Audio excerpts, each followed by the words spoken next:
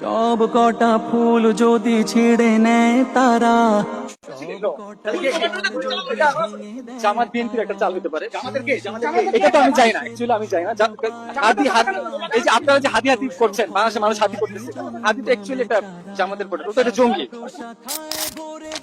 সাইদি সাহেবকে লক্ষ লক্ষ মানুষ ভালো শুধু বাসে না, তার জন্য জীবন দিতে প্রস্তুত। সেই সাইদি সাহেবের রায়ের যে প্রতিক্রিয়া হয়েছে, বেগম জিয়া তার পক্ষে দাঁড়িয়েছেন। এই জন্য বেগম জিয়া কি জামাত হইতে হয়েছে, আমাকে জামাত হইতে হবে, এই ফ্রেমিং কি আমরা চ্যালেঞ্জ করে দাঁড়িয়েছি। আমরা সব ফ্রেমিং মানিও না, সবকে পাত্তাও দিই। তো যদি সাইদি সাহেবের পক্ষে কথা বলতে গিয়ে আমার জামাত হইতে হয়, যদি বেগম জিয়ার পক্ষে কথা বলতে বলতে আমার বিএনপি হইতে হয়, সো হট হয়েছি তো তোর কি? আমার এই ট্যাগ না দিলেই হয়েছে, এইটা না বললেই হয়েছে যে আমি ভারতের সেবাদাস। এছাড়া আমার বিএনপি বলো, জামাত বলো, যা ইচ্ছা তাই বলো, আমি বাংলাদেশের দালাল। এই ট্যাগ নিয়ে মরে যেতে চাই। আল্লাহর কাছে দোয়া করি যেন কোনোদিন কোনো কিছুর কাছে অন্য কোনো দেশের সেবাদাস না। এটাই আমাদের গান রুখা কি যাবে আর?